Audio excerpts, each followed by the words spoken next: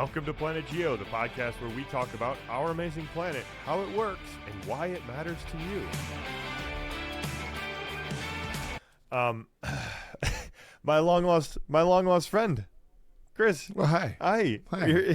Hi. We just spent some time together, man. And it's been a little bit. I know it has. I know. I missed you. I missed you too, I told man. you that. I'm glad to see your background. Not much has changed. I'm glad to see you haven't well, torn what do you down mean? What what has changed? You know, I'm hoping that you didn't, take down all your system and your setup, and I'm glad to see it's still normal back there. I am in a remodel state, though. I'll tell you that right now. I know. This area behind me is the only clean area in this room right now because I have so much stuff. When Chris and Jenny get a bee in their bonnet, they don't spend any time waiting around. They get after it. So I'd imagine it's an interesting place. My tractor broke down, by the way. Oh, man. I'm sorry to hear that. With I whole fixed bunch it of other... Because I'm handy. You're handy. God. I'm handy. Yeah, okay. Yeah, of course you are. I'm a handy guy. Chris... Okay, I want to know, Dr. Jonathan Stock, Chief Scientist for Innovation at NASA Intelligent Systems Division, probably one of the, maybe not the fanciest, but one of the fancier titles that we've had, and one of the more thought-provoking conversations we've had on Planet Geo, I think. That's my takeaway. I'm very curious to hear your take of our conversation, though. What is your knee-jerk reaction? What are you most excited about after that? 100% agree with everything you said. I think that... I guess my takeaway is that he's in Silicon Valley and he is surrounded by people that think differently than you and I. And so when he gets people in a room, or I think the rooms that he's in, those are not rooms we're in. We don't. No, at least I don't find myself in a room like that a lot. No, you're not. But going I to found do, that quantum mapping of gravity fields every day. Oh, interesting. I was stunned by. All right. You got a geoscientist in a room, and that person knows what they're talking about. They identify a problem. They have no idea how to solve the problem, right? And I think his ability to bring people together that can look at it in a different way and say, well, I have an idea about that. I think to me that was exciting in terms of what is exciting to you personally, Jesse, which is entrepreneurship in the geoscience field. And it opened up a new avenue for thought for me in that regard that I haven't had before. I agree that I think there's some really interesting. I think his outlook is is bullish about the geosciences, very positive in the future for the value of geosciences and geoscientists in a bunch of different avenues. And yeah, the thought-provoking aspect of why was the United States Geological Survey founded? What's the value add here? And how does that change? Has NASA taken over some of that sort of mission in the modern era, and if so, how do we rethink the previous institutions? It's a really I don't know. I love this kind of high level sort of philosophizing about the point of it all in some way, shape, or form, right? Especially in this time where there's so many geoscience problems we have as society, from critical minerals to prediction and landscapes, and he touched on several of them. I just left. Yeah, I had another thought too, Jesse. Can I ask you a question? You ask a lot. You ask John about it. You think a lot about it. Why is geoscience lagging with entrepreneurship and problem solving in this way? Today, I don't know. I guess I had the thought of it's newness. These all right. You go back to your education, even in your postdoc and all this stuff, right? Resources and these needs, these problems that we have.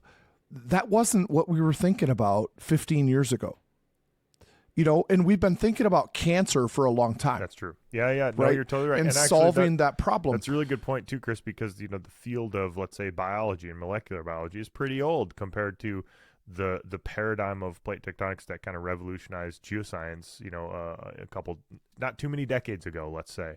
So it's a pretty young scientific discipline in that regard as well. And the problems are young too. And so the solutions are maybe in preparation or in progress. So, yeah, I think I don't know. I can't wait. It's just an exciting conversation. He's clearly a brilliant guy. Lots of interesting thoughts. Some of them maybe contrarian views, or maybe some that not everybody would agree with necessarily, but they're thought provoking at the very least. And I'm just excited. I'm excited to see, what his role at NASA and what the innovation and sort of planetary exploration leadership he brings, what the fruits of that labor will be over the next several years, and how innovation is kind of the through line here. I'd imagine there's going to be all sorts of really interesting technologies and data sets that come out of work that him and others are doing at places like NASA. So it's exciting. Absolutely. It's exciting. Hey, one thing can be guaranteed. This is an interesting discussion. That's exactly right. All right, Dr. Jonathan Stock coming at you. If you want to know more about the geosciences, head over to our CampGeo mobile app. First link in your show notes. Lots of visual podcast series there, archived episodes with images, audiobooks for sale. You can also follow us on all the social medias at Planet Geocast. Send us an email. There's a contact us link at our website, planetgeocast.com. And you can follow us on our YouTube channel as well now. So Planet Geocast at YouTube. Cheers. Peace. Looks like a shirt breccia on over Air War, but I can't tell for sure. You got him pinned, don't you? Look at you. Oh, over here. No, this is Pine Point lead zinc ore. Okay, it's a breccia. A Mississippi Valley type. Mississippi Valley type. All right, it's very cool. It's the iron ore deposit that up in Canada, up in the Northwest Territories, that supplied most of the iron for, I think, the World War II production of airplanes and things like that. Wow. So yeah, it's a huge deposit. Actually, first year grad school, we went up there. So it's beautiful galena crystals and sphalerite and all this, beautiful stuff. So carbonate hosted things. All right, it's a carbonate breccia with mineralization in it. Yeah. If you want a closer look, we can. There we go. We can dive in. That's better. I love it. It's blurry, but I can see it. Yeah. Oh man, look at that. So one of the things that impressed me most about reading the summary of ores is that they represent the most improbable geologic places, right? They're like a palimpsest of improbabilities focused in one place. Yeah. They're remarkable things. Yeah, just ore deposits in general. Yeah. Right. Because you think about okay, what's the definition of an ore? Well, it's the most concentrated form that you can find of the thing you want. And so it's inherently an end member and it's inherently improbable. Right. And I think, okay, well, let's start the podcast on that, because this is a really interesting thing. Welcome, Dr. Jonathan Stock, to Planet Geo. We'll kind of dive in from this. I mean, well, first of all, we got to back up a little bit. But I love this ore conversation thing, because geoscience is full of these anomalies, I think, maybe. But yeah. What got you into geoscience? What got you down this path? Was there an aha moment? Chris and I both have aha moments. I mean, Chris was my aha moment in many ways. But what was your early introduction to geoscience like? So I'll answer that question by telling you a brief story, and then I'll actually answer the question. So okay, perfect. I work at NASA now, right? So I'm surrounded by people who got into NASA because their parents took them out under the night sky and there was a light moving across it. It might have been Sputnik, maybe it was one of the Gemini, and they asked what's that, and their parents would say that's the world changing, right? And so for me, that equivalent moment for geology was when my dad took me out to a place in Nevada called Berlin Ichthyosaur, which is not surprisingly where you find ichthyosaur bones. And so I was young and I discovered that I liked being outside searching for things, which is what fossil hunters are. And so, it wasn't a light in the sky. It was a thing on the ground. I was looking down, not up. As many of us were.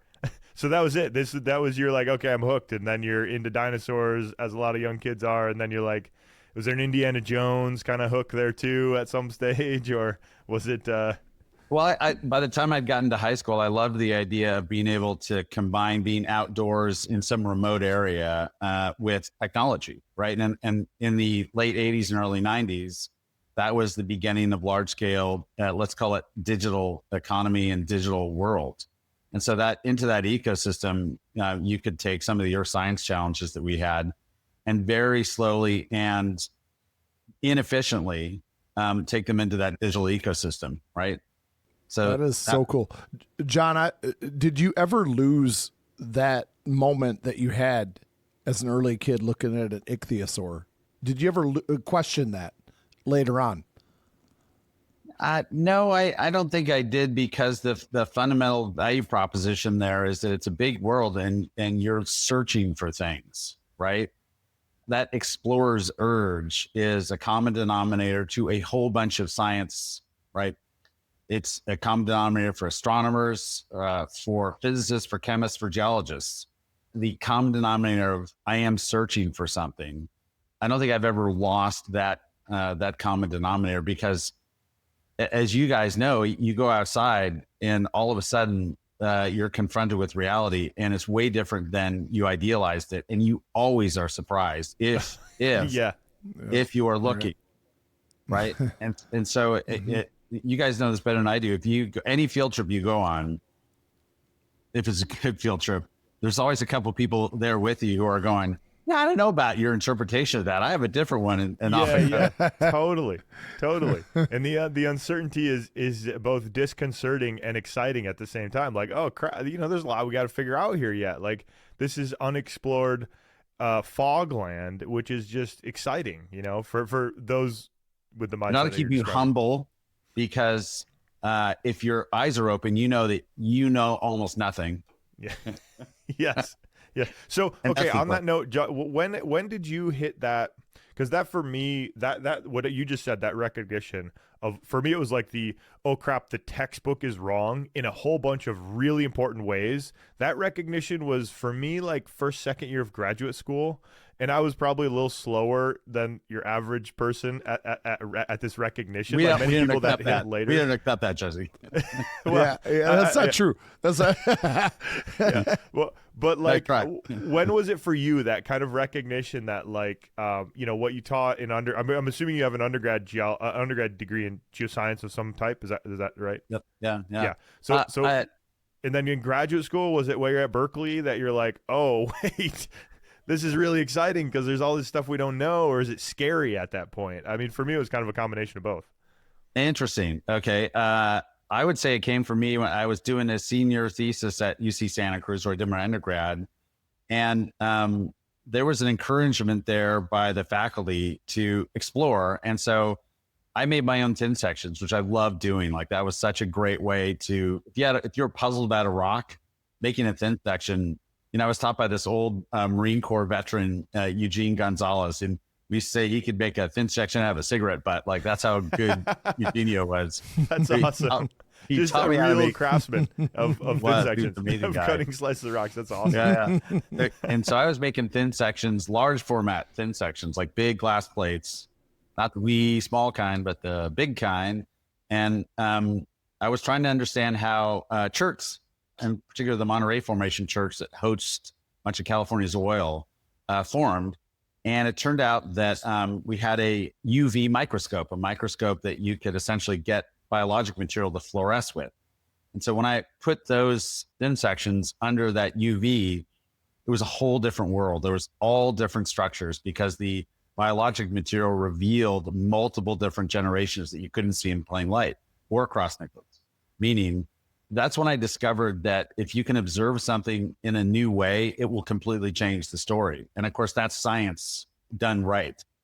And that's when I would say the aha moment for me, which has informed the rest of my career, is if you can see something differently, it allows you to ask different questions.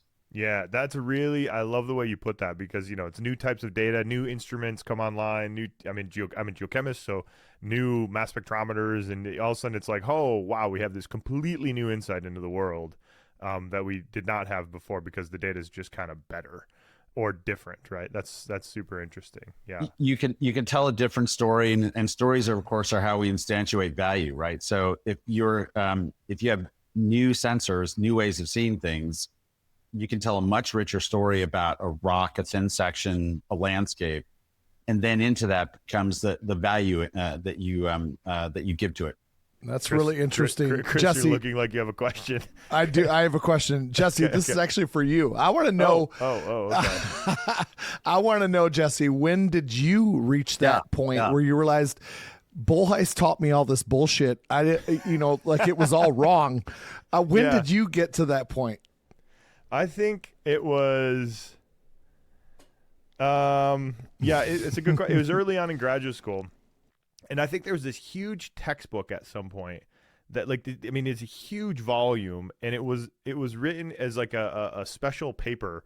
I don't know, I'm making it up. 25 different papers embedded in this special volume, and it was all about like mantle plumes, and a huge tranche of the work was, it's a huge, was like mantles.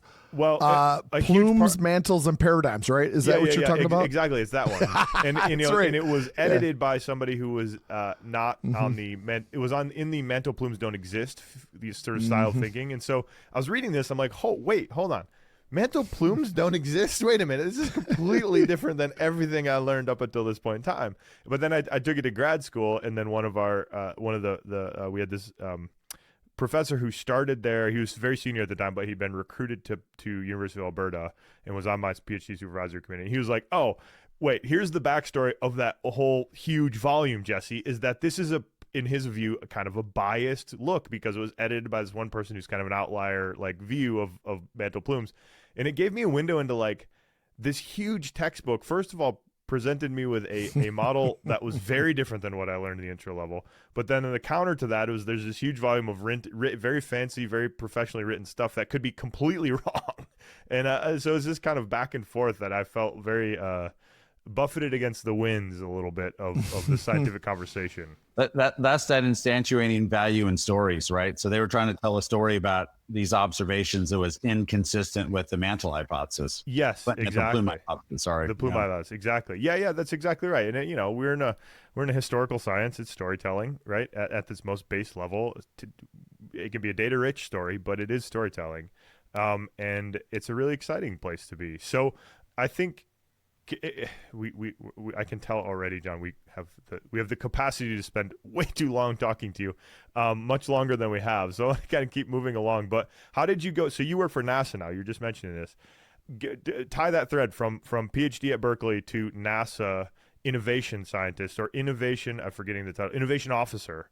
What's the thread there? What's the through line?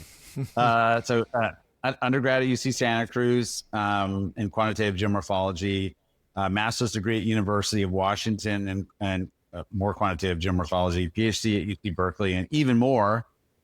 Spent way too long in graduate school. If I could go back and give myself advice, it would be like, get out. Get out. Oh, man. Yeah, I feel you. Okay. Yeah. But we need to come back to that, I think, Jesse, at the end. Okay. Yeah. You know, that whole thing. Seriously, I think we do. Yeah.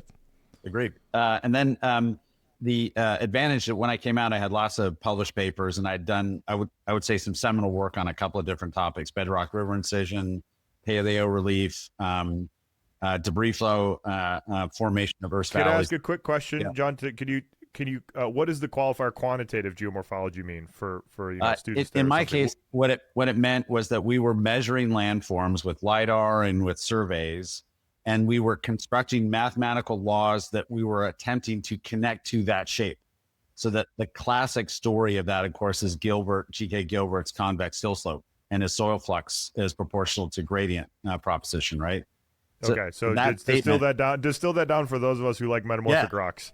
Yeah, so I love metamorphic rocks. You can't blue or not. I'm very happy looking at Rebeck and Block of Fame. But anyway, so that the story there is what Gilbert did, and he was one of the early U.S. Geological Survey scientists and early quantitative geologists.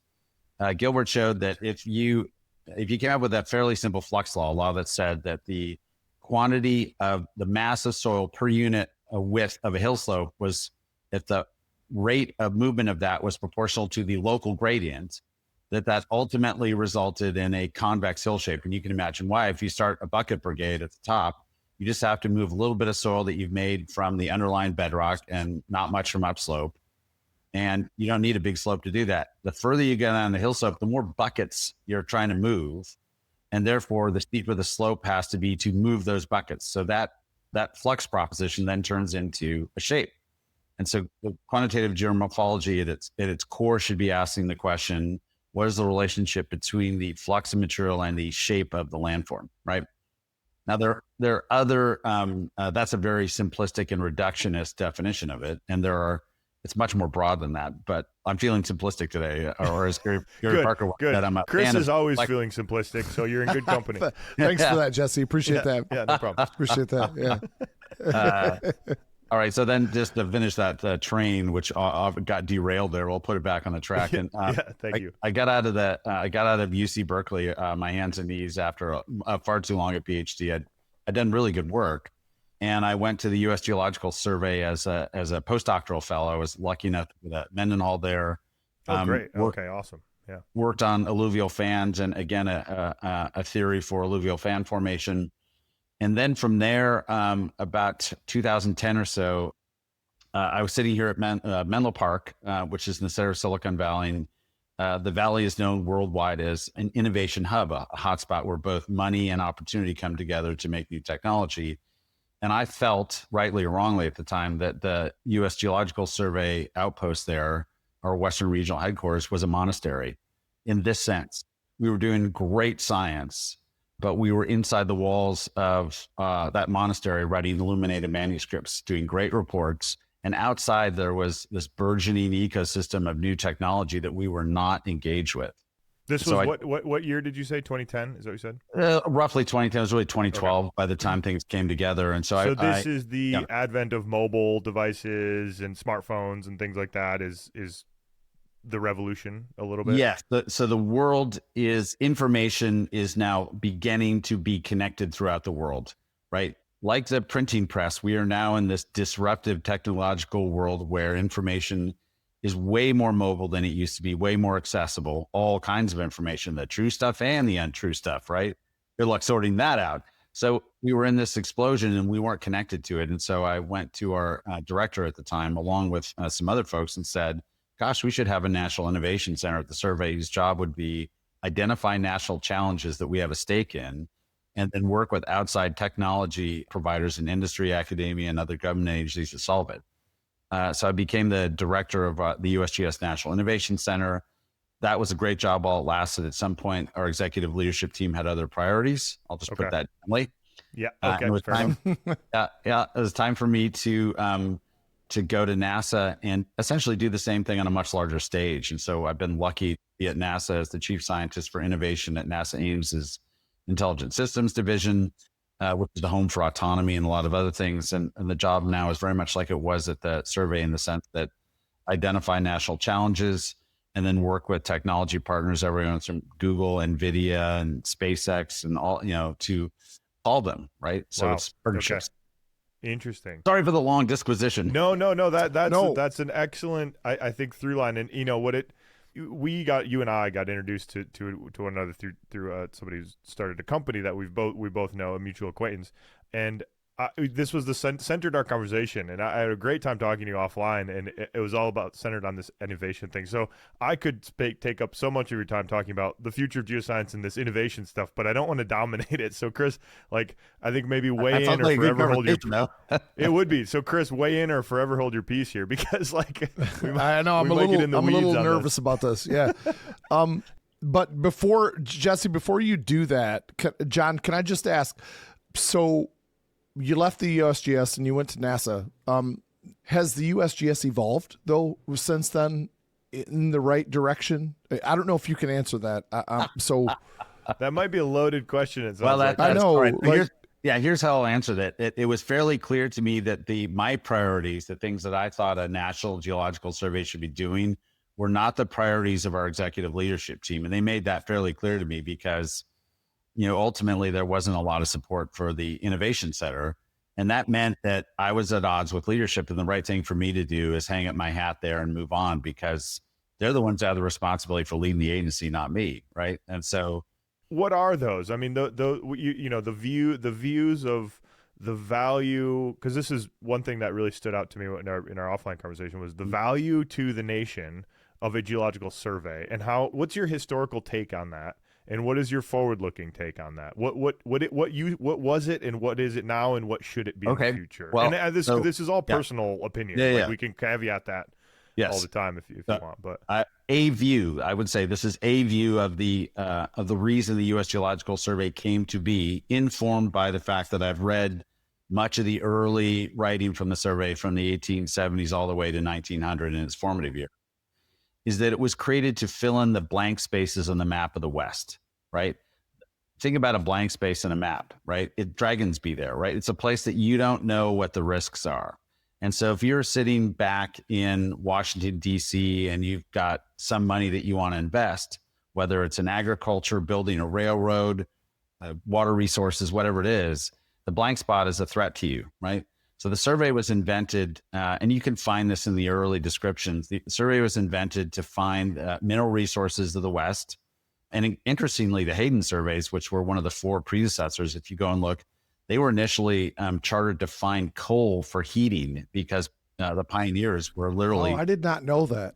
So these were blank spaces, and the blank spaces carried risk and they carried opportunity, right? And so the survey's job was, in essence, fill in the blank spaces with maps, make them topographic maps, make them geologic maps, tell us where the resources are, and tell us where the hazards are, right?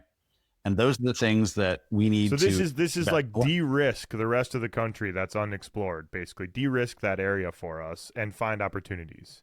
Yeah, right. I mean, just pure exploration. That's like in complete exploratory institution. That's awesome. So that was, and by the way, there were state surveys doing the same thing, right? So the early on there was attention, and some of the state surveys predate the U.S. Geological Survey, right? So the USGS was put together in part because Congress was looking at these 4 different surveys: the Wheeler, the Powell, the Hayden, and the King surveys, and saying like, "Gosh, we've got all these alphas out there running around the West. Like, maybe we need to." Gosh, that's crazy. To prioritize things. I mean, these are famous names. This is Hayden of Hayden Valley in Yellowstone, I'm guessing, and Powell, right. John Wesley Powell of Grand Canyon, geology, Grand Staircase, all that stuff. Yeah, okay. Interesting thing, Jesse, because to be honest with you, if I had to guess, I don't think he personally was that interested in that. Like, I think he just wanted to know things. I don't know. Just I don't think he was really out. That's right. Hayden was, if you read the surveys or you read his own sense, far less organized, to the point where he had to go to Powell in later years when Powell ran the USGS and ask for help getting his publications out. Oh, really? And Powell said, "Yeah, we can do it." Like, so Powell was very generous to Hayden and helped Hayden get his all the publications out. If you look at the breadth of Hayden's publications, they're far broader than any of the others because he was like, "Yeah, if it's out there, I'm interested." Right? Powell shared that sort of passion. King and Wheeler were far more focused. Wheeler on the military side, King for other reasons. He's very focused on resources. So those were more focused explorations, and both Powell and Hayden were far more, what's the word I'm looking for? They were more broad, right? Everything from the Smithsonian Institute to antiquities and resources, water. So very different flavors of exploration. No, okay. So John, I think that's a good segue into my next question then. Well, hold on, Chris, let him finish this. I want to know what's the future. That's what it was constructed for. What's the value now, and what's the forward-looking potential so that here? The survey ran into the problem that it eventually did fill in large part, the map for the existing technologies. It completed the topographic mapping of the nation at, in the 50s and 60s. It completed that in essence. Alaska was always a frontier, and so there's always some Alaska stuff left to do. And then, as with all organizations, at some point, its mission is essentially fulfilled, and you have to ask, like, okay, what is your new mission, right? And that is what the debate has been for, about over half a century with the survey. It's like, great, what's our new mission, right? And so different elements within the survey, known as programs, have now come to represent different answers to that question. The Earthquake Hazards Program is an answer to that, right? We want to tell you probabilistic earthquake hazards, right? Because we can't predict when they're going to happen, but maybe we can leverage geologic knowledge. Same thing for Volcano Hazards Program, the Water Resources Program. So each of these are answers to that question of what happens after we filled in the map, right? So my proposition was that we'd gotten to the point where each of those programs, I think, had become comfortable with the technologies it was using, and the rate of progress in scientific knowledge had slowed down, right? And so as they went back to Congress repeatedly, they were increasingly having to struggle for a small amount of resources, frankly, given our national scope. And I always thought we should be able to go to the Hill and basically have a case that both sides of the aisle would be like, oh yeah, we got to do that, right? And so one of the big questions, Hawaii was thinking about setting up a geological survey, and I don't think they did. But I thought that was a great opportunity to explore how would you make a modern geological survey, one of the attributes of which would be you could go to an authorizing legislature, the folks that provide you with the money, and have an easy time making your case. I would love to be in the position where we could do that. So that was my starting premise, is like, what kind of case could we make to the nation that would have both sides going, oh yeah, we should do that. That's not right. My proposition was, given the fact we have all these great state geological agencies that do handle lots of local things, I thought the survey should be a technology leader. I thought we should be exploring how technology reduces the cost of making the kinds of observations we need to make and allows us to make new observations. And that technology we should then flow out to industry and to the state surveys. And that would be a compelling case for a national geological survey, as well as some off-world roles that I think are appropriate. That was the case I was trying to make with the National Innovation Center, but it was, I think our executive leadership team at the time basically disagreed with that case, and they were the leadership; they get to decide that. Interesting. What is the? Well, okay, Chris. I think you probably have interrupted you a little bit there. No, you didn't interrupt me. But John, actually, I don't want to ask the question I wanted to originally ask. Do you? I have a different question now. So no, it's So with what you just said, do you have a clear vision of what that looks like? Yeah. Yeah, 100%. Can you describe that, or do you? Yeah, sure. We should be able to collect high resolution LiDAR topographic data at a tenth the cost we're currently collecting with new either from orbit or from the stratosphere. We should be able to fuse that with high resolution airborne data that would image the nation, and all of those assets would reduce cost to industry and increase access for these kind of things. I need to plug my. Excuse me for 1 minute here. Yeah, no problem. Right in the middle of my Jeremiad, my power cord goes right. All right, there we go. So I think there's a ton of ways in which we could reduce the cost of acquiring data, improve its quality, and therefore increase access to it. Another one that this is probably one of the ones that got me, shall we say, a bad reputation at the survey, was I was a fan of using INSAR to create a readily accessible database of land level changes that could be used to detect problems before they happened. Now, it turns out that NASA has gone ahead and essentially done that, which is great, but it doesn't have the reach it should into infrastructure. You can chart out a whole series of ways in which investments in technology can improve our observation capability and reduce costs in our science. That's what a national agency should be pioneering, and the return on that investment should be to then transition that to industry for execution at scale and move on to the next hard thing. So on that note, is there, so what you're describing is sort of, geophysical mapping, for lack of a better word, probably, or geophysical observations, maybe. Is that dynamic that you're describing of maybe a hesitancy or resistance, perhaps, do you think that's changing at the moment? Because I feel like we're in an environment right now where there's a few things that are unified at the congressional level, at the Hill maybe, and things like critical minerals are one of them that a lot of people are on board with. And to me, you pick up the Wall Street Journal, New York Times, the Washington Post, like there's geology, honest to God, geology on the front page. Yeah, people know what gallium is, for Christ's sake. Exactly. This is new. This has not happened in the last 40 years maybe. So is that inciting some changing perceptions maybe, and maybe moving people in a mindset that's a little bit more like what you're describing, or is that not accurate, do you think? Well, I think that you're right that the supply chain disruption from People's Republic of China and their sort of hammerlock on a set of critical minerals that impact our national security has changed a lot of minds. The dynamic I was talking about, which is that you use technology to reduce the cost of doing something and then improve capability. What that also does is it creates a whole bunch of new observations that you need trained geologists to interpret, right? So one of the value propositions for the INSAR data set was, do you think if we find a bunch of places that are subsiding where we didn't think they were, we're going to need some engineering geologists and other kinds of geologists to go in and explore them? Remember, we started off with talking about how if you see the Earth in a new way through a thin section, it changes your narrative. That new technology has the ability to enrich our understanding and our vision of the earth. And so we're not getting rid of geologists. We still need guys and gals who are going to go out and do the thing. But what we are doing is we're reducing the cost of getting the data that then is going to direct them so they spend their time way more impactfully on the thing. And the thing might be, hey, where's the next sinkhole going to happen? Oh, the INSAR gave us some lead indicators, and we're going to go and do a detailed survey with GPR to, illuminate exactly what the dimensions are likely to be. So it would have led to more geologic involvement rather than less. But if yeah, go ahead. Sorry. Yeah, I mean, no, I think you're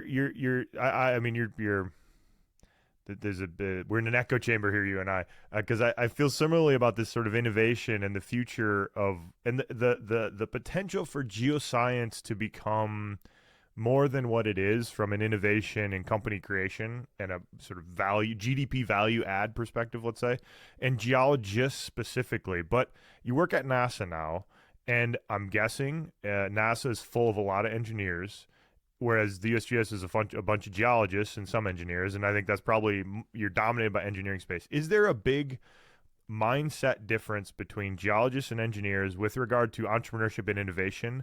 I'm guessing there is, and so then the answer is, why is that? Like, why do you think that is, and what can we do in the geological education system culture to shift that mindset, I guess?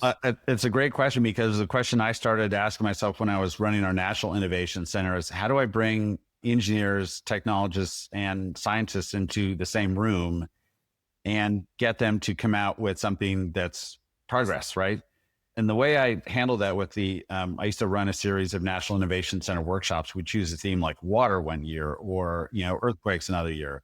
And I'd ask the scientists to get up and talk about something they couldn't measure or see, or a capability they needed, right? Don't tell us how you solved the problem. Tell us what you wish you could do that would really bring this new vision, right? Back to the UV fluorescence of the church. How can we see the problem in a different way with new sensor? So we would get the scientists up there to say that. And once you ask a scientist to dream about a new way of seeing something, any creative scientist is going to have about half a dozen ways where they would love to see something, right? Yeah, absolutely. Then you've got a bunch of motivated engineers and technologists in the audience. What do those folks want? They want a demand signal. They want to know, I need something. So the scientist goes, I really need this thing. Here's why. Here's why it's important. And the engineer goes, yeah, I think I can do that, right? That is the way in which those two communities can be, right, reconcile natural polarities. That's a Jim Mattis quote. That's a way, that's not the only one, a way to reconcile those communities, because each one then is given the thing that it wants. The scientists want to observe more richly the phenomenon so they can explain it and have a richer story about it. The engineers and technologists want an important problem that they can be creative in their own sense, right? Because the best engineers and technologists are deeply creative people. The problem right now, in my opinion, and this is another Jim Mattis quote, I seem to be full of them tonight, is that organizations get the behavior they reward for, right? So now ask yourself, what have we set up the reward system to do in organizations, right? I don't think we are rewarding earth scientists who are trying to be innovative. What do you mean by innovative?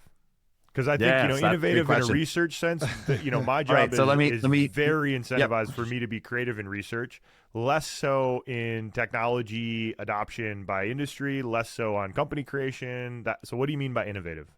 I adopted this definition for the purposes of the National Innovation Center at the survey when it existed, which innovation is the serendipitous repurposing of existing technology to solve an observation or capability gap. Okay. Right? So Say that again. The serendipitous repurposing of existing technology to solve an observation or capability gap. Hey, I can't do something I wish I could. Hey, I can't see something I wish I could. Oh, let's look around and find. We're not going to reinvent lasers, or we're looking for existing technology that we can then turn to our use. Yeah, she wants to measure something, and this guy has a device on the shelf that, if we tweak it this way, can do that measurement. We just need to get them in the room together talking. Okay. Great example. I can't resist sharing it. You may recall that the space shuttles had issues with their heat tiles where they would have damage to them, and that, of course, led to a very unfortunate explosion. NASA invented a handheld scanner that you could put up and scan the tile, and you could essentially determine down to a fraction of a millimeter any damage that had been done, right? So I wound up working with some folks, repurpose that to be the highest accuracy bulk density scanner that one could imagine, right? So we could repurpose that, so we could do less than 50 or 100 kilograms per cubic meter uncertainty in our bulk density for granular material, which is incredible, right? That's a serendipitous repurposing of existing technology to solve the challenge of which earth materials will dilate when they shear and therefore come to a stop, and which ones will essentially not be able to dilate. And so then they build up pore water pressure and get turned into runaway debris flows. Okay. Oh, interesting. So you could just map the potential. Okay. Wow. Amazing. Potentially, okay. Right? Yeah. So there's an example of innovation. Now, if you go and try and get NSF to fund something like that, at least when I was trying to do it, like, good luck. Like, there's half a dozen skeptics out there that will be like, this will never work. So we have not created the situation in which, like, venture capital is quite content to take risks on stuff like that if they think it'll go to scale. In the earth science community, I don't think we're doing that. I think we are using proven old school technology that we're not rewarding. There's no reward incentive, or very small one, for developing new technology to view things differently. So, John, that's the answer to your earlier question. Sorry, it took me a while. No, but that's awesome. Like, I don't know. That's incredible. So, I have a question. I have so much to ask, actually, after you said that. It was a long thing, and my mind went in a million different directions. But, John, your description of getting a geoscientist into a room with a diverse set of other minds that can support that you identify a problem, and then you have these people around that can say, well, I have a different way of looking at that. That's an amazing thing.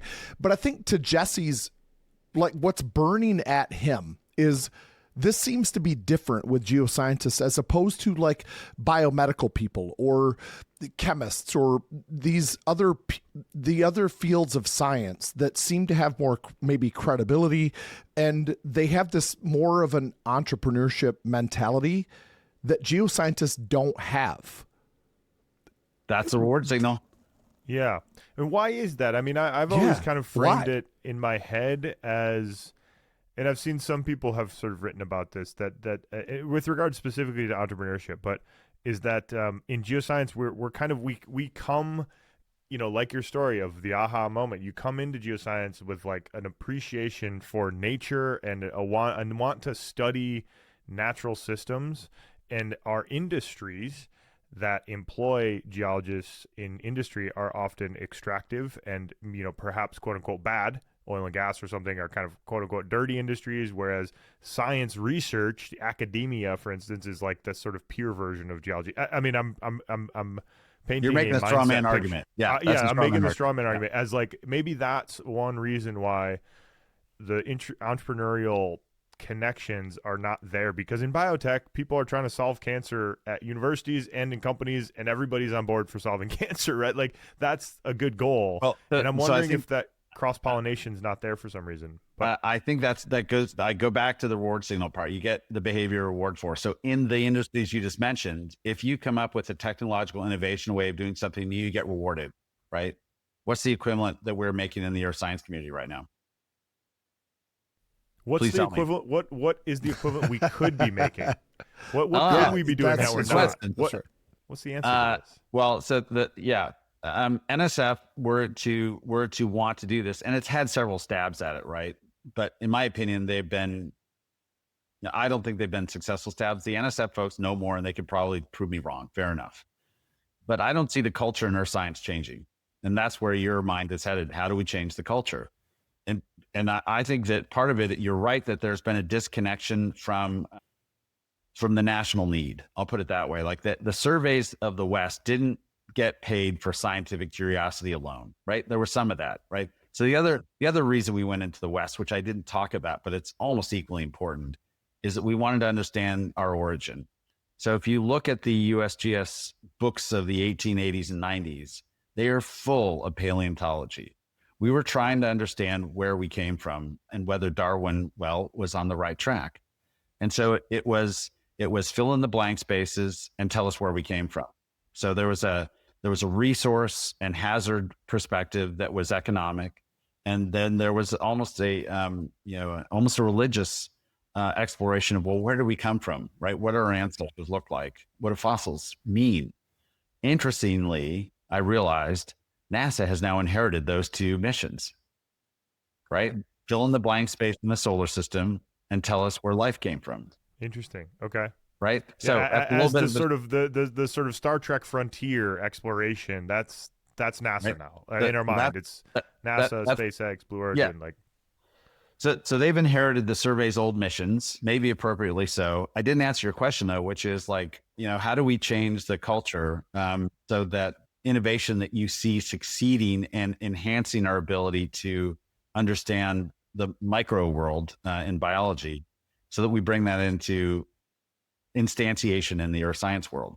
So I took a shot at solving that with the Innovation Center, and I wanted to create a reward signal. I created like a 2-page proposal for $100K. And if you show that you could do the work in a year with your industry partner, then there was more money at the other end. And that started to go someplace.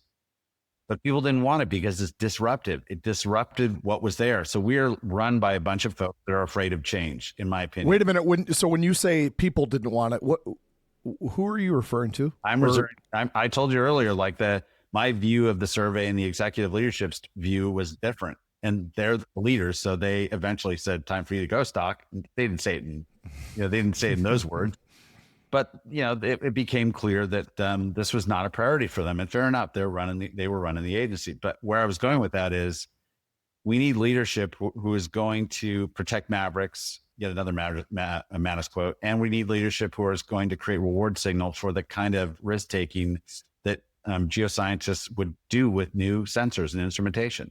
Until we get that leadership who will put in place the reward signal, we're going to have the culture we have right now. And this is one of my, at least in many people's initial frustrations with the sort of academic research side is there's great incentive for taking risks later on in your career after tenure.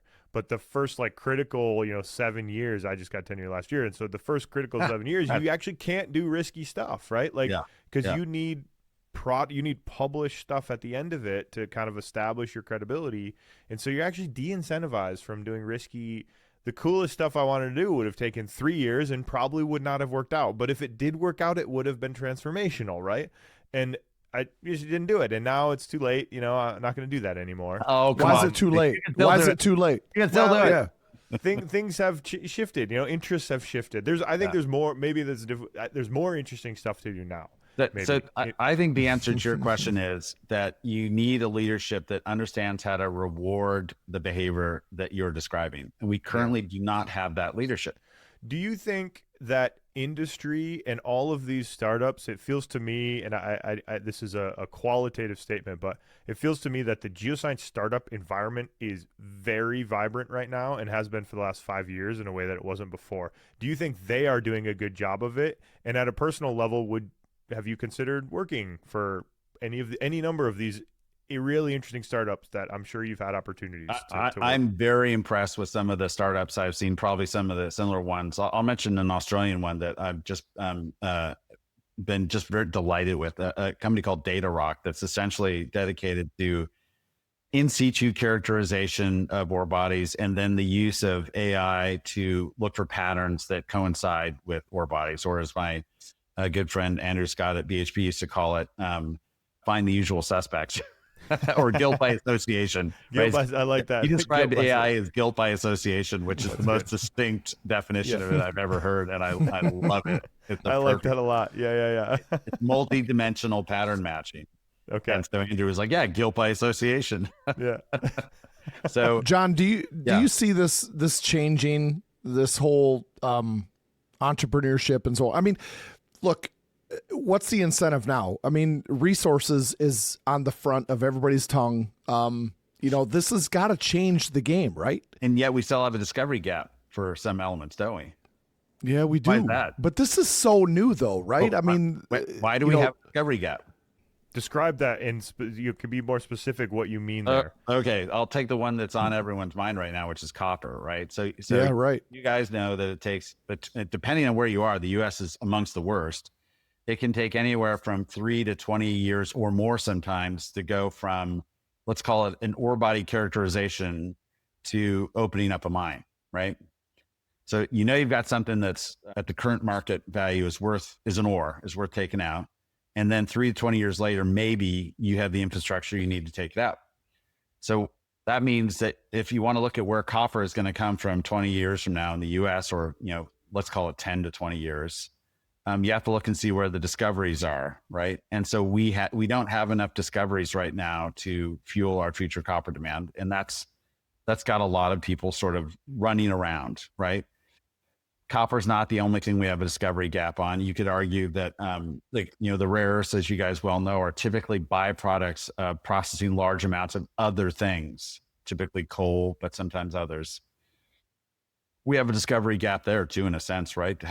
Are there rare earth deposits that don't require us to mine or process mountains of coal? Yes, there are, but we have been very slow in finding them. So we have all these discovery gaps. The majors have been comfortable throughout the last century, outsourcing the risk to crazy people in hats that run around the landscape. And, 49 of them die, and the 50th one finds the thing and then sells it to industry. And that's the way exploration's been run. That's exactly right. I've heard exploration geologists described as guys who want someone to fund their cool field work. And they go raise money from doctors and lawyers in a pure speculative play, and then they go fly around on floatplanes looking for shit, and that's what they do, right? And that's their life. And every once in a while, somebody finds something, and that's the life of exploration. And many of them are very competent and are using new technology, but the technology they're using is not optimized to do the thing they want. The subsurface remains an undiscovered country for the most part, more undiscovered than the surface of other planets. Okay, right? So touch on that, because the thing I love about geology, and I'm extremely excited to be a geoscientist at this moment in time, is because exactly what you said, the third dimension, going down in depth, we know very little about, and we're very incapable of predicting what's down there. And also time, we have this time aspect that is what makes geologists special. And so I think we're kind of specially qualified to answer this question, but is that the final frontier of geoscience, or is it prediction, like landscape? Is it forward looking, or is it downward looking? That is kind of the future frontier in your mind. Well, so both are frontiers. Forecasting will always be a frontier. It's just a question of improving forecasting, right? You never get to, it's like Zeno's paradox. Like you always take half a step towards the destination, right? You never get there, but as the engineer would say, you got close enough. Yeah. There's a joke there, but I'm not going to repeat it. So yes, forecasting is a frontier. The subsurface is a frontier. And right now, my focus, at least at NASA, amongst some other focuses there, is in the notion that if the space community and the mining community come together, there are common denominator technologies that they both need to succeed, right? Technologies that broadly could be classified as sensors, platforms, and enabling technologies. So an example of a sensor would be a quantum gravity gradiometer, which is a fancy word for a very fancy machine. Physics. Okay. That essentially can measure absolute gravity gradients. So you drop two clouds of cold atoms separated by a distance, you measure how fast each is falling, gives you a gradient, right? Because you have a distance and the difference in rate. It's amazing. That is unbelievable. The AMO folks have done just incredible science and engineering to get there. Those now are going out into the field, right? There's companies like Q Control, AO Sense, Vector Atomics, and others that are entering that market who are now making gravity sensors that are incredibly sensitive, right? They can measure tiny differences in gravity that impact how we navigate over the Earth with IMUs, that allow us to detect at far distances dense objects. That's a game-changing sensor, right? And there's also quantum magnetometers. There's a lot of photonics work that we can discuss, but those are game-changing sensors, just like the UV light was for me early on with the Monterey Formation thin sections. Those sensors can change our view of the subsurface. A platform, well, we've got lots of different platforms. So one of our challenges is big, expensive platforms are big and expensive. So how can we take sensors like that and deploy them to measure the places that have the most impact? That would be called payload directed flight. So by analogy to the lawn, if I want to take my uncrewed aerial system with my quantum gravity gradiometer on it, I don't want to fly it everywhere. I want to fly it where there's a gradient. Like if there's no gradient, I don't want to fly there, right? It's a waste of time. So I tell the onboard algorithm, hey, I'd like you to go find all the gradients and fly them and ignore the places with no gradients. Off it goes. Right. So now you've got a platform, the UAS in this case, the uncrewed aerial system, a sensor, the quantum gravity gradiometer, and the enabling technology, which is that payload directed flight. It's the brain on board that says, don't bother spending a lot of time in the areas with no gradient. Now you can do it at scale, right? Because you've taken humans out of the loop. So now you take 5 or 10 of them and you go fly them over an area and you have an incredibly detailed gravitational map of the subsurface that allows you to improve on your subsurface block model. And maybe it helps you with your ore body definition. Maybe it helps you to find an offset that delineates a fault that you didn't know about. Yeah. Is there the argument I've heard that makes some bit of sense to me is that, what you're kind of describing is a taxpayer funded entity doing this type of work, which ultimately is hugely beneficial to business. And the argument would be, why isn't business doing this? Why aren't exploration companies funding this type of thing? So what make the counter argument? You guys know this answer already, but I'll say it out loud, is because most of the major mining companies don't want to disrupt their workflow. It's making money for them. And if they disrupt that workflow, then they're in danger of losing money. And none of them have a huge margin.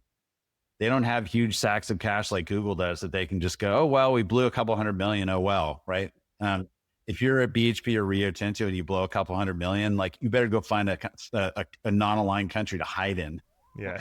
Yes. And starting a mine is an incredibly risk averse process. It's debt financed, right? Whereas the exploration is pure speculation. So there's huge, the Lassonde curve, right? This valley of death in funding, which I've been excited to see kind of hedge funds and venture funds get into that space. People who have 20-year money that they can put into exploration and see for 20 years or something, right? So yeah, patient capital. It seems like that's kind of flowing into it, which might shift it too. But that's a good, good counter argument. Okay. Yeah, so that the mining companies don't have a strong incentive right now to change the workflow because there's a lot of risk to doing that. And so what the role of governments is to buy down that risk, in my opinion, because ultimately what governments want to do is be in the position of providing high quality raw resources at the least possible cost while not destroying the environment.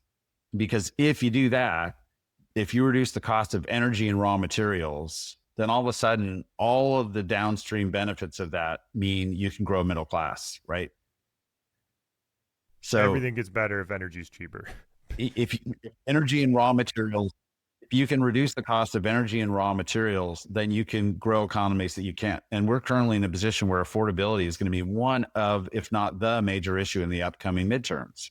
And that's for a good reason. Things have gotten way less affordable. I think there was over 20% inflation over the 2020 to like 2023 or 4. I can't remember what the time span is, but things got like incredibly expensive and our salaries didn't go up. It was like, yeah, everyone's feeling a little grumpy about that. We lost 1/5 of our purchasing power. So that ties back into power and raw materials in sustainable ways. Sustainable means you don't create a bigger problem downstream that you've got to spend more money to solve afterwards.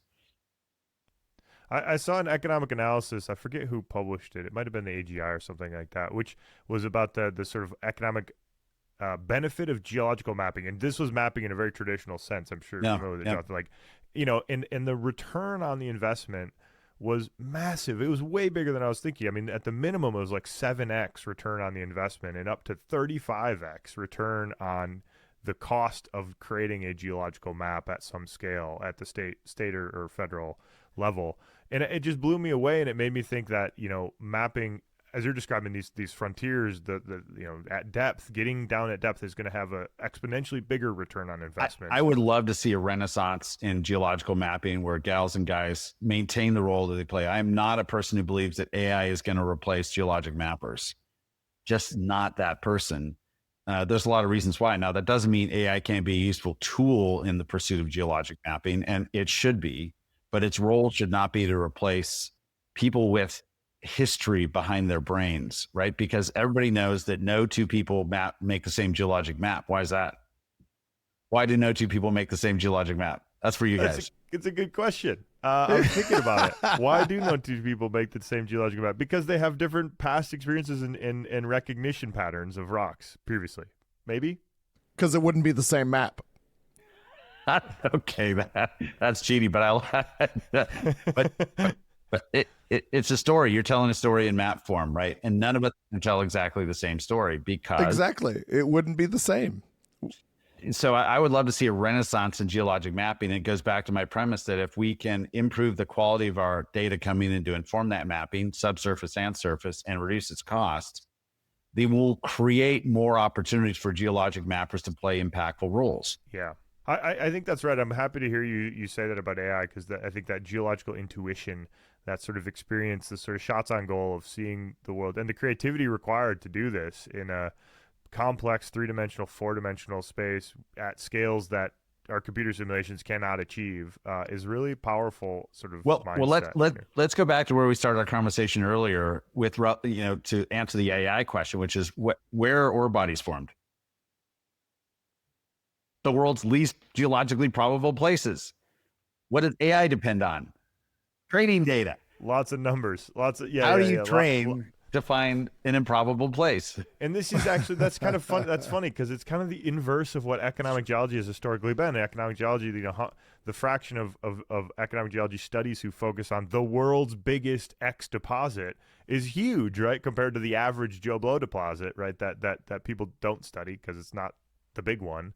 So it's kind of inverted. Yeah, that's an interesting point. I got to think through that one a little bit, to be honest with you. So I, it doesn't mean that AI isn't useful. And there are mineral deposits where it's like, if you find the signature of that particular mineral deposit, particularly if it's geophysical, so you're like, we've been exploring the USGS Mineral Resources Program, shared with me some interesting data on, they had gotten what looked like noise in their gamma ray survey. And then when they went and looked at the noise in more detail, it turned out to be an unusual deposit that was an ore.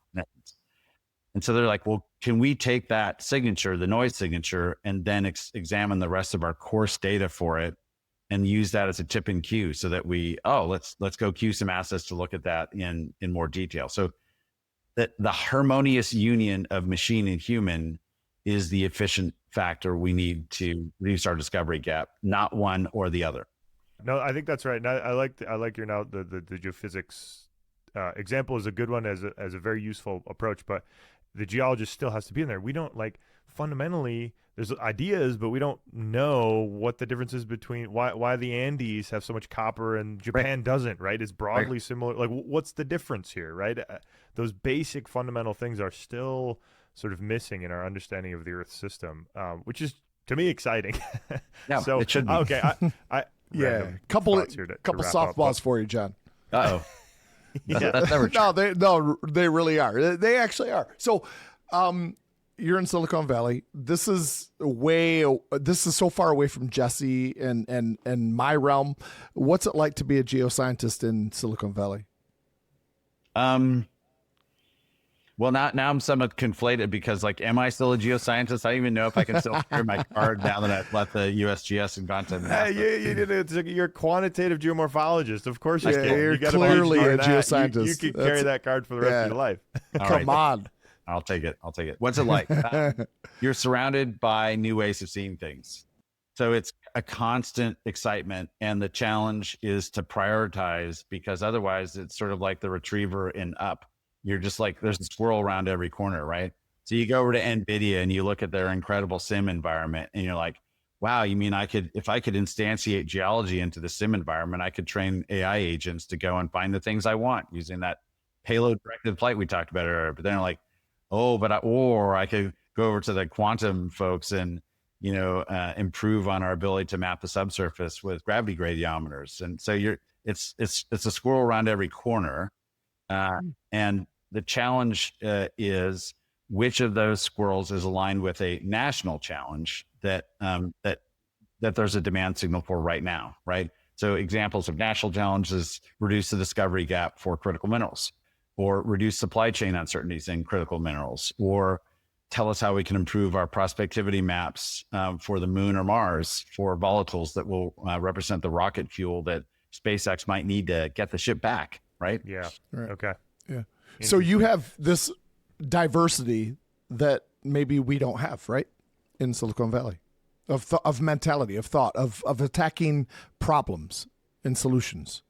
That's a larger ecosystem. I'm always reticent to say that there isn't diversity in smaller ones, because some of the best ideas often come from places where people actually can really focus on something. So I'm reticent to say that, but it is a larger ecosystem, and because it's a larger ecosystem, there are more opportunities to collide with like-minded people, I think. How are you as a geologist, whether you carry that card around actively or not, how are you perceived? Because I think in our experience as geologists, you're kind of always perceived as like, oh, that's weird, or oh, that's really interesting, and it's either one of those, not like anything in the middle. Like it's either, oh, that's weird, I don't want to talk to you anymore, or hey, that's interesting, I want to talk to you all night. And so is there do you get that reaction? People reacting to you or not? I kind of want to follow up by asking Jesse some more questions. I know, I do too. I have so much I want to ask about this, Jesse. Like, I have a lot to say about this. No, I think Jesse, it's actually your personality. Okay, you think it's a me problem. Okay, fair enough. Fair enough. That could be true. That could be true. I'm not sure. Okay, so what my answer would be is that I usually find people are really interested, because it's a little bit of a rarity to find a geologist out talking to engineers and technologists. Like we tend to stay in the monastery where we're comfortable. And again, that's a culture thing. That's like, what's the reward signal? Well, you don't get rewarded for going outside the monastery. Like, it's dangerous out there, right? Yeah. Okay. So right, that's good. Yeah, I get a positive reception from people. And then if I don't understand what they're talking about, I say I'm just a simple country geologist. That's right. I like that. You can always fall back on that. I'm not following. I just look at rocks all day. I mean, I don't know what you're talking about. Help me out. Great. It's a great. That's a good one. Yeah. What is your? I mean, we've talked a lot about some really interesting sort of future forward-looking things. Do you have advice if you had sort of one thing that current students, whether undergrad or graduate students, one thing that they should be thinking about that they're not? What would that? Do you have something that? Well, first of all, I would not claim to be an authority, because you guys are more tightly coupled in that ecosystem than I am. You know more than I do, so I'm somewhat removed from what the current academic sort of environment is. But if you're asking me, like, if I were to give unfounded, foolish, and naive advice to young things, perfect. That's the best kind. Yes. I think I would really be focused on common denominator technologies that will allow you to be flexible in your career choices, right? And that's a truism, I think, for many young folks now, because there's so much disruption going on in the workplace. It's really challenging to figure out what the right road ahead is. Like there's people telling you that AI is going to replace all your jobs. So, you might as well hang up your rights. Not true, but it will disrupt things. And so I tend to think that if you're an undergrad, for instance, that you should really make sure that you think carefully about some technologies that you can take some courses in and get some competency in that allow you to work in fields outside of necessarily your own, because you may need that later on. And if you're a graduate student, you should definitely be thinking about some unusual skill that you can acquire that differentiates you from someone else. When I was back when I was coming of age in the 90s at Berkeley, I got really good at processing LiDAR data, right? I wasn't going to process LiDAR data forever, but it did allow me to see the world in a different way and to have a differentiating skill that someone went, oh yeah, that's great. So having a differentiating skill that you say, and having some common denominator technology, either courses or some achievement you can point to, gives you flexibility in your future career, because you never know where you're going to wind up. Lord knows you could wind up at NASA. Yeah, you never thought you were going to wind up here, huh? This was not your career. This was on your flight plan. I thought I'd be plan. I thought I'd just carry out my time in the survey. Yeah. Well, John. So first of all, I have to say you need to carry your card with more pride. You are a geoscientist. Chris is offended. I'm a little offended. So you need to be a little bit more like out there. I mean, represent. John, so thank you so much for your time. You've been so generous with it. We'd like to end with the question we always end with. which is what has been your favorite, best day, best experience, best memory as a geoscientist? Oh, that's such a great question. Can I do two? Yes, you may. Please do. All right. So the time when I felt the most awe as a geoscientist was in the near the Taroko Gorge in Taiwan. We were there after the Chi-Chi earthquake with the UC Berkeley folks. We walked up this huge valley, and there was like rock slides, kilometer scale rock slides everywhere. We got to the head of the valley, and we were expecting just another like big talus cone, and instead there was this 100-meter high, 3-meter wide, like bedrock canyon that curved over on itself. Oh, wow. And it had this really? interior, like theater headed, like, section where you could walk just in, and the lights were shining down from above, reflected off all the glinting rocks. And I remember just falling down on my knees in awe at that place. Cause I don't know, it was off the beaten track. I don't know who sees it, but it was awe at that place. Cause I don't know, it was off the beaten. Is that, do you have a picture of this? Hold on, Jesse. Do you have a picture of this? So Chris, I'm sure I have a slide, because I used to take slides back then, if anyone knows what those are. And I'm also, I do. I do, of course. And I'm also doesn't do justice to that moment, because as you guys know, like and anyone who's been out in the wild knows, you spend a day hiking through the back 40, and there's this, there's the emotions of discovering things, the physical exertion, and then all of a sudden you're confronted with something completely unexpected. It's an emotional state that explorers have, and anyone who goes for a hike is potentially an explorer. So impossible to recreate, but it lives as a neural network. Awesome. That's a good one. And what's the second one? The second one is I spent a number of years on Molokai in the Hawaiian Islands. That's one of the smaller islands. And the challenge there was that people spend $1 billion a month coming to Hawaii to go to blue waters, right? That's why they come to Hawaii. It drives Hawaii's economy along with the military, which is about another $1 billion. And a number of disturbances on Hawaii's islands have been driving essentially terrestrial erosion that was polluting the reefs. So I was there to map the source of the reef pollution, the fines that were polluting the reef, estimate the rates at which they were eroding, and then make a sediment budget, which is a way of prioritizing which areas are the worst, therefore the most impactful for mitigation. And so it was the end of we would spend 7 in the morning till 7 at night days installing instruments. And I remember at the end of one particularly long day, we hiked down, and all of a sudden the clouds parted, and there was the Molokai Channel, and everything, the reefs were shining, and it was like a God wink, right? It was like like Leviathan coming up from the deep to wink at you and go, there are powers beyond yours and understanding beyond yours. And here's a brief glimpse of what that might feel like. Oh, that is so spectacular. I mean, the things we get to see as geoscientists and going out, as you said, that sort of explorer mindset. I like the way you said that. I'm gonna steal that one. Anybody who goes on a hike is an explorer in some way. That's great. Right? I love that. That's spectacular. You're right. You're 100% right. You're 100% right. I love that. Absolutely. Well, Absolutely. Dr. Jonathan Stock, thank you so much. Chief Scientist for Innovation at NASA. This has been a super compelling conversation. I love hearing about all the innovation stuff. I love your perspective, and I'm excited to see how it goes over at NASA. And I'd love to pick. I'm gonna send you a follow-up email and pick your brain about some innovation entrepreneurship stuff here soon. So expect a follow-up email. Thank you guys for the gracious reception. I loved your questions, and I just enjoyed the conversation. I feel like we go on for a lot longer, but we definitely good. We'll hit you up for a part 2 here sometime soon, maybe in the future here. So thanks, John. We appreciate it. Yeah, thank you so much, John. Thanks, Jens. All right. Take care. All right, take care.